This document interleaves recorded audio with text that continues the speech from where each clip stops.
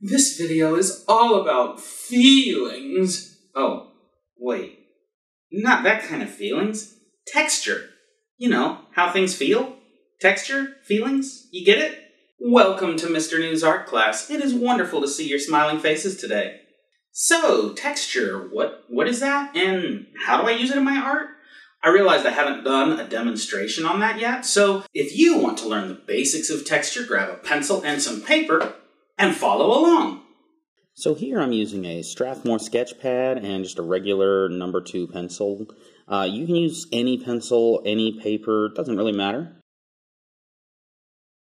And here I've just drawn a couple of boxes that I'm going to make different textures in. For the first texture, I'm going to be creating a wooden texture. A wooden texture is easy to spot because it has these kind of parallel-ish lines, what we call the wood grain. And those wood grain lines wrap around these knots.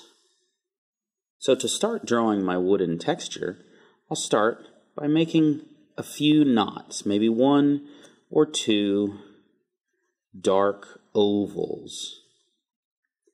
Now you notice that the direction the ovals go is going to determine which way the wood grain goes. If I had made horizontal ovals here, then the wood grain would go horizontally. But since I made those vertical ovals, the wood grain will go vertical here. Next, I'm going to start making the wood grain lines, and I like to start near one of the knots with a line that goes directly towards the knot in the wood, and then gently wraps around it. And what I don't want to do is keep this line too straight. Because wood is organic, it's natural, it's going to have lots of curviness to it, and so I want to keep those lines kind of curving the whole way down. Then I'm going to make lines parallel to that one, or parallel-ish. Now, I know some of you math nerds out there like me are saying, but Mr. New, if it's math, if it's parallel lines, they can't be curved because by the definition of parallel lines, they have to go the same direction and never change direction. Yeah, I'm a math nerd too. I get it. But when you're in math class, do what your math teacher says. When you're in Mr. New's art class, make art. We can call these parallel-ish because they stay sort of close to the same distance apart. There might be gaps where it's a little bigger or gaps where it's a little smaller, but these lines are not crossing over each other. If they went on forever in one direction as straight, perfectly straight lines, then yeah, we could call them mathematically parallel, but you know, we don't have to be total math nerds to be artists, although it helps. You can also see here that this next line, after I finished filling that side up, this next line wraps around the opposite side of the knot in the wood. And I'm going to kind of keep going, but I have to keep in mind that this knot here is going to start changing the way that these lines curve on the bottom half of my wooden block here. So, when I make a line here, I want to make sure that it's starting to curve away from the knot at the bottom.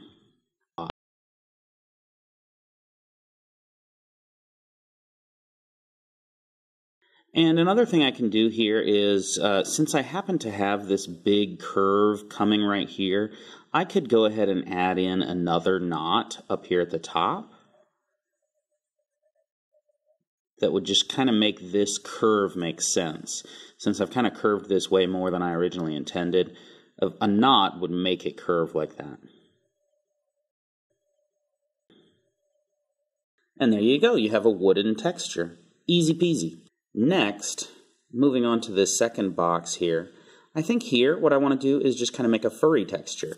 Fur is really easy. It's just a bunch of lines, kind of like that, but the lines are going to be way different than those ones. One thing we need to keep in mind about fur is that each layer of fur will overlap the one before it or the one under it. And so what I'm doing here is making a series of short parallel lines. And then I'm going to overlap those with another series of short parallel lines, just a small distance down. And again, just short parallel lines. But they're not perfectly straight lines.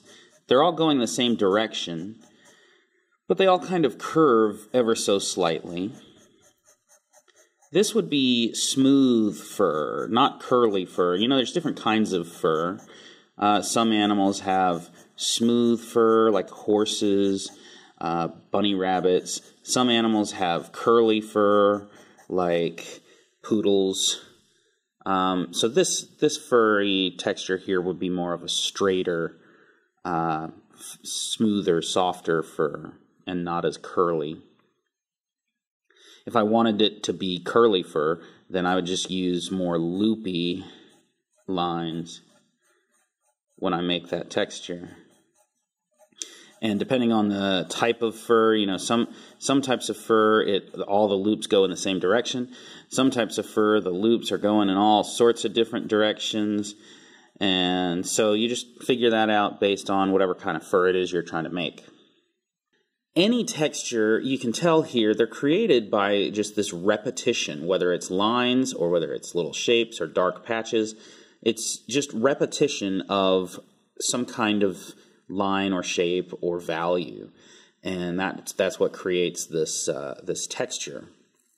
But if I have a physical object, like here's a quarter, and it has an actual physical texture that I can touch and feel, depending on the type of texture, this is a solid object that will keep its texture even when it's pressed. You know, fur doesn't quite keep its texture when it's pressed, so it doesn't quite work for this, but if I have a hard object like a quarter, I can stick it underneath my paper and hold my pencil kind of sideways and rub the edge of it over that quarter. And as long as that quarter stays in the same spot and doesn't move, I can get what's called a texture rubbing. Let me see if I can readjust my camera here. That shows the detail of the portrait and the words, and it may not be 100% perfect, but you could look at that and know that's a quarter. So here's just a few different ways to create textures, using different values or rubbings, using different types of lines, and repetition of those lines and shapes. And there are a lot of interesting things you can do with texture. Some artists, like Leonardo da Vinci here, choose to try and make textures look very lifelike and realistic. Notice the smooth skin on the Mona Lisa's face and neck. Notice the bumpy rockiness of the mountains behind her. Whereas other artists, like Vincent van Gogh, tend to create an overall texture that flows throughout the entire art piece. If we look at the Starry Night here, you can see up close, every little brush stroke creates a bump, and those bumps come together to create a very bumpy texture over the whole page. But because those bumps flow in certain directions, that gives it an organic feel very similar to the wood grain feel, where all those parallel lines flow in the same direction despite being curved. So there's a basic introduction to the fifth element, texture.